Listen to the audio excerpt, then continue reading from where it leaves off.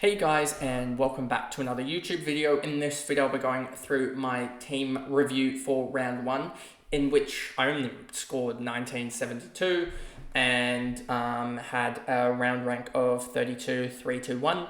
So wasn't a good round for me, but it's not over yet. There was a lot of content creators that did poorly. A lot of teams that I'm looking at here as well just have very are going to get absolutely hammered come the bye. And I'm just looking at here quickly. A lot of them are somewhat set up decently, but there's 1, 2, 3, 4. They've got 4, 5,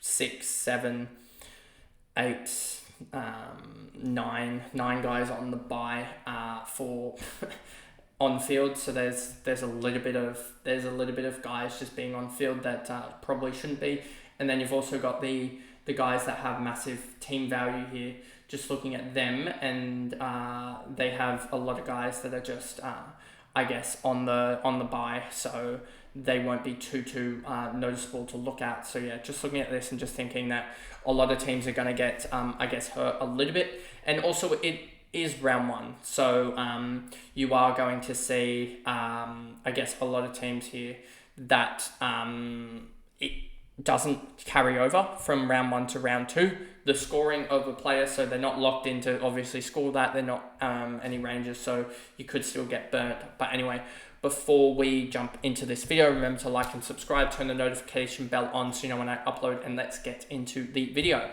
So as you can see here, 1972, let me make this a little bit bigger, there we go.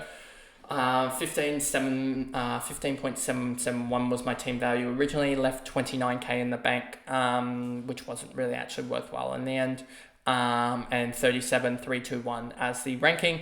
Sheasel should have probably put the VC on him. Someone put it in the comments, why are you going Whitfield over Sheasel? And about 5 minutes of at halftime I went, should have put Sheasel as the VC, as I would have taken 120. But yeah, Sheasel did his job. Whitfield basically did his job. I still think he can be pumping out 100s pretty regularly. He did go 90 through the first 3 and then a 10-point last or something along those lines.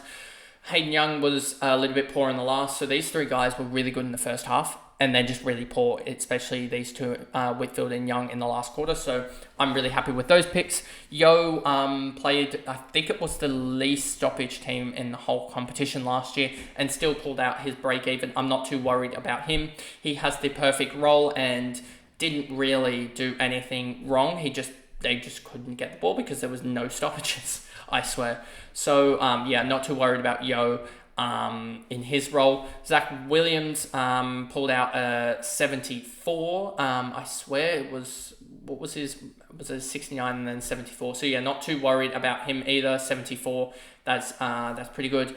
Caulfield's 44, a little bit worried about this one as he looked to be playing more of a lockdown, but Bevo is an absolute buffoon, so there's that. And they just got smashed on the uncontested marks, so I would like to see Caulfield get a little bit more involved in that. You see here he had 3 marks, 2 tackles. I probably should have now gone a rookie there, a complete rookie, rather than a Caulfield, as that would have helped probably a little bit more in the structure of the team, but you live and you learn, and I guess that'll be something that I take note of for, I guess, next year. I'm already looking ahead, sort of. I'm not disregarding the season as a whole, but trying to just make some notes so that next year when it comes to team structure, I go with what I know best rather than, I guess, what the community almost wanted. As I sort of fell into that trap. Howes, he was great. I could almost downgrade Caulfield to Howes, I guess, and then just play, but that would mean trading, that would be these 2 trading out, and I can't do that. So yeah, there's that. I mean, I could just trade Caulfield up to D'Ambrosio and do something else there. That could be one, but we'll wait and see on that one. But yeah, so I haven't necessarily locked in my trades. I've gone through about 5 or 6 different options. But yeah, we'll wait and see on that one. But yeah, Caulfield is probably going to come out, depending on what I do. And Zach Reed 17 already ruled out of their game this weekend. And I'm not too worried about it fantasy-wise. Supercoach-wise, I will be trading him out most likely because I cannot cop a it's just cash generation. And if you can almost trade him to like a Dean or something like that, or a someone that's already played 2 games, you're going to get cash generation quite a lot quicker. So that's my thoughts there on that one from Zach Reed. So that'll be a sneak preview for the Supercoach probably. Bontempelli, before the game, I was like, do I put a poll out just saying, go Gawn? Because I knew Gawn was going to go big. So yeah, I really wish I'd gone Gawn. That was 47 points burned, and 47 points right there. 2019, I think that's like 20,000, 21,000, I think, ranking-wise. That's how close it is. So yeah, a little bit bummer about that captaincy choice, as well as a couple of 22, 11, and then also, Darcy Wilson, 63. That was 8 points burnt there, so that's 21, 43. So I burnt something like 90 points or whatever. 90 points at 2060 would have put me, I think, roughly like top 15,000, something like that, top 10,000, somewhere around that region, which is right in the region that you want to be. So I'm not too worried. We'll just get it next week. So yeah, Bont, he sucked. I wish I'd gone the combination of Rosie, Butters, and also Crouch. That would have gotten me something like another 22, another 40 points, plus also Crouch, so 60 points. It probably would have got me another 60 points, I think. And then also gotten me another like 100k to spend somewhere around the ground, which would have enabled me to upgrade Caulfield straight away up to a almost like probably switch it around and get him up to a Clark or something. But anyway, we move. Butters, he was absolutely perfect, 107. Steele, 108 did their jobs there, so I'm not too worried about them. Martin, 93, butchered the ball, which probably meant that they didn't go to him in the second half as much. But I'm not too worried about that, especially with them accepting Redmond, and then also Reed being out. They're probably going to need to rely on their ball distributors in Martin and also McGrath when Cox is down there. So yeah, I'm not too worried about that and they may actually go, given that they've got Cox down there and potentially a Baldwin, they're starting to get into their second-rate defenders. So I'm looking at that and thinking, they're probably going to want to possess the ball more, a little bit more. So I'm looking at Martin and thinking he could have a big score. So I'm not going to jump off him, especially in fantasy. With a 93, he still beat his break-even. Did he beat his break-even? Yeah, he beat his break-even, went up by 5k. So I'm not too worried about Martin yet. Ollie Wines, he sucked. Going to move on. Need cash gen. That's as simple as that. If you can go and get almost get Wines up to someone, then you could do that. I'm probably going to move Wines on. It does mean that Brodie Grundy possibly actually stays, which I touted all week that's probably not going to happen. It's either the 3 that I'm sort of looking at, because with Reed at the moment, I can probably keep him because there is no defensive options other than Hoare for me. So basically the options is go Grundy to Sherry, go Grundy to Billings, or go Wines and Caulfield. They're sort of the 3 main cogs that I'm getting, that I may need to change. And I sort of need to get, probably need to get a Dempsey on field as well. So there is a chance that I go something like a Brodie Grundy to a Dempsey, which sounds crazy, and then go an Ollie Wines up. There is that opportunity, but that only gets me up to 900k, I believe, which isn't really anything to get me to anything. But I'll look at that again and see if that is an opportunity, as that could be a way to go with that. Then the 3 rookies, McKercher, Sanders, and Roberts. McKercher, absolutely fine, 94, perfect. Sanders, 68, he got subbed out in the third quarter, or was it 3/4 time or something, because Bevo is Bevo. 68 from him, still got the cash gen. Would like to see him on field for the whole game, Bevo, as he wasn't as bad as McNeil. The stats prove that. Let's just look at this, actually. It's probably going to prove me wrong here that his rating was lower than McNeil, but let's just look at this.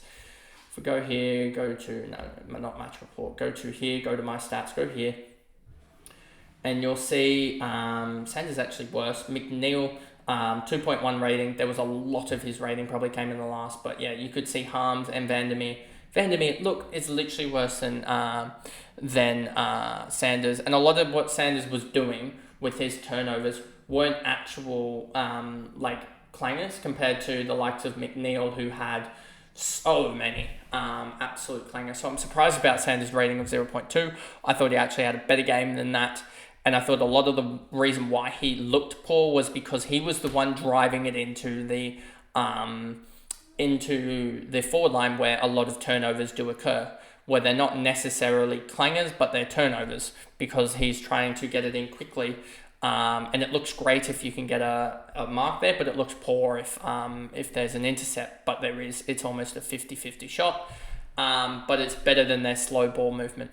So yeah, I was really surprised about Sanders being subbed off, and all about this. Oh, he needs to be eased into it or whatever.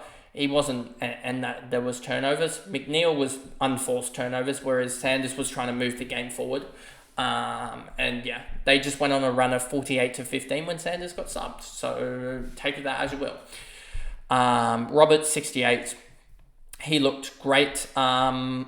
I'm not so concerned about his role when Parker and also Adams come back. There is a chance that they even drop Lloyd or manage him. They could go on almost a rotation of managing the smalls, like Lloyd, Campbell. I think McInerney as well could be, and who else? Fox as well, which probably still could be now dropped or whatever, and they have a different sub, So there is probably about 7 or 8 of them that are.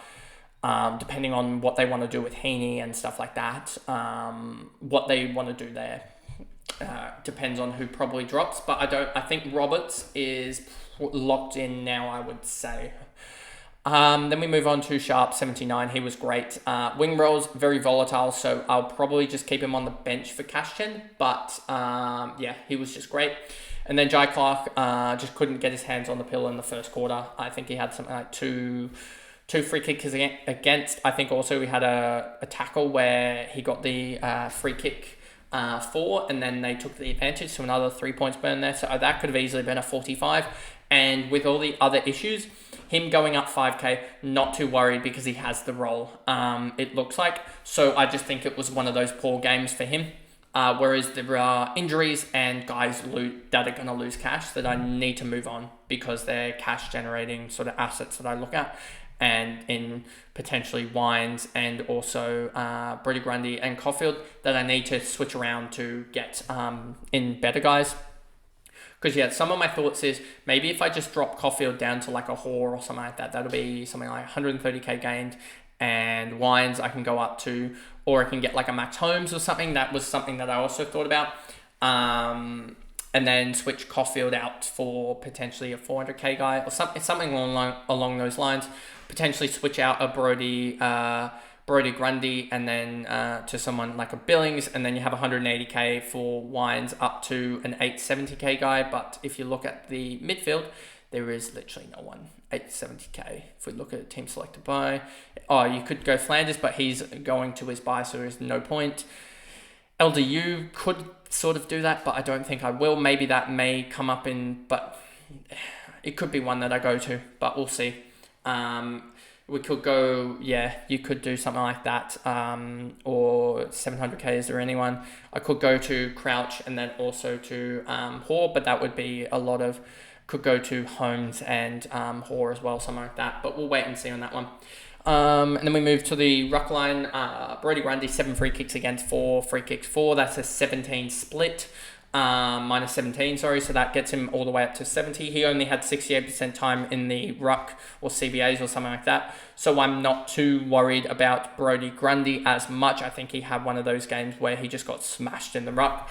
Comes up against Goldstein. I think he can beat Goldstein around the ground a lot and be back into the sort of around the ground stuff. He only had 8 touches, so I'm probably going to stick with Grundy over Sherry, as I'm having faith in him, and fix up Ollie Wines, as I don't like the role necessarily for Ollie Wines, whereas I like the role for Brody Grundy, and they're both cash generation people. So I'm going to switch most likely Wines before Brody Grundy. There's that. And then as I still have the plan of Brody Grundy and probably even Sharp now, up to or Brody Grundy and Roberts, up to a English or a Marshall come their bye. And that is sort of the plan. But I could also trade him out and use Jackson in that ruck slot, as I don't mind him. And Barnett didn't play, wasn't even used, I don't think, in any capacity. Then you have Jackson 96, Isaac Heaney 125. Both did their job absolutely perfectly. 1-2. Would have. See, the thing about Flanders is that I think he's going to burn a lot of points here. Flanders, for people, especially if they've got Flanders and also Whitfield or Green or something like that, you start getting to the point where you're starting to introduce that forward 6, 5 and 6 slot as those guys, like a Harley Reid or a Sexton or potentially even a Lazaro, as that next guy up in the chain that is going to be that 18th scorer. So that really starts to drop it down. If you've also got, so if you have Whitfield, Green, Flanders, but then you also have Sexton on in that same bye, then you start to get towards the point of you're going to have a forward that was on your bench, maybe a Wilson or a Lazaro or a potentially a Sharp. And I know that they scored well, but here's to say that's a 50 or a 60. What about if they score slightly less or have a bad game? Then that's a 40 and you're bringing that on. So I'm not too worried about the teams that have the Green and the Flanders yet, as I'll trade into them and still get the points later. But I'm worried for them when they come to their bye, whether they've just bye planned, and we'll catch up. So that's why when I think JD and other people that have already posted their team reviews and stuff like that say the rank doesn't really matter till around round 6 or 7. Probably round 7 now. That round 6 is sort of starts because no one really has any Richmond players at the moment, and you do have Melbourne players, but I don't think many have. Other than Gawn, I don't think many have any Melbourne players per se. Let's actually look at that. And you'll see my, and why I say round 6 is the time that you're probably going to start to see the team selected by. You have Windsor. I think a lot of people will probably be jumped off him by then. So you have Salem basically, and Salem and Petrarca 5%. So yeah, I don't think there's, and you look at Richmond as well. Here you see no one is on any Richmond players. Gibcus is injured. Martin 5%, Bolton, and I think these guys are not even going to do that well. So that's why I say round 6, round 7 to start to realize what your rank is, and hopefully I'm inside the top 10k by then. But that is through good trading, and there's a lot of options that are very, very, I think, equal values at the moment. So I'm wondering which trade to do, and that'll be formulated throughout the week as I still have another couple of days before the round starts. Fisher, he sucked. His roles there, he just he turned the ball over a lot. So I don't know if they necessarily went to him as much, but I think the role is there to stick, and he'll just pull out a 90 or 100. I think it's a better situation that than the likes of a Wines, because, and it's almost a different in Supercoach, which is funny, because Fisher butchers the ball, whereas Wines doesn't. So Wines came up with a decent score, Fisher didn't. So there's almost a one goes out in Supercoach, one goes out in Fantasy. But in Fantasy terms, I like the role of Fisher over Wines. And I think he's there, and Fantasy doesn't care about efficiency. He's going to get the ball quite a lot. So yeah, I think Fisher is one that we can keep. James Jordan, absolute gun, 74 this week after a, 76 the week before. He's going to still do that. I thought, as I said with, I think, McInerney last year, he was around the 73, I think. And I said, James Jordan, that's probably a good marker plus about 5. And he's been hitting 77. So yeah, that's right around the marker I thought. But he could easily pull out a game here where he doesn't, where he scores a lot better. Swans at the moment aren't really, it doesn't look like chipping it around too much. If we just look at their sort of fixtures, they're probably going to, I can actually do it this way. Wheelo rating, because it will encompass both games. Team stats here. You'll see here, disposals. Where is it? Scoring marks. Total marks here, you'll see Sydney at 99, contested marks inside 50, marks inside 50 rate 24, intercept marks 15 on lead. What were they in 2023? This is probably going to prove me so wrong. They're actually plus 15 actually on the whole season. So James Jordan just seems to not be getting involved too much with that. Not too worried about it, as he's as I think there will be a time when they do just slow it down a little bit in terms of on the wing, and he'll be able to jump on that. His role seems to be fluctuating, but he seems to be getting the non-disposal points that he needs, as he had again 15 to 31, backing up a 37 from the week before in terms of non-disposal points. So yeah, looking at that, and I think I really like James Jordan at that sort of F4, F5 range, just generating cash.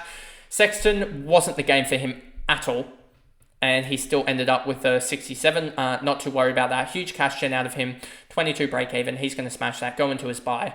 And yeah, so really, really like the look of him. He may be 500k by the time his buy comes, and 600, 650k by the time that the buys finish. So yeah, I think he's one that we can upgrade quickly to a forward target when we get to that.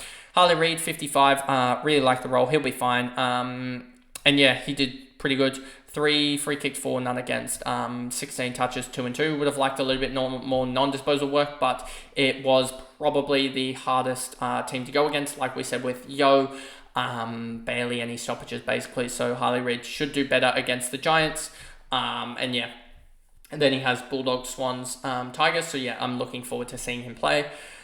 And then Lazaro, 52, good cash in there. Some North fans I've seen wanting him dropped, which is an issue, but I don't think it was that bad. Seth Campbell set at 48. I want to get rid of him, but there are more pressing issues, and his cash gen is undeniable, -1 break even. So even if he has a 20, that'll still be fine this week.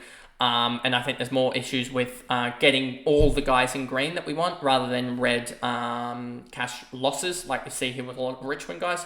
So I think Seth Campbell stays a week, and then Darcy Wilson, 2 goals in a slim on a slim ground. I was really impressed with him, and he should do better on the MCG. So he's almost fieldable, I think. But we'll wait and see on that one. But anyway, that is pretty much the video there, a 21-minute video, so not the worst for timing. And I guess I'll see you guys in the cash cows and trade targets tomorrow. Bye, guys.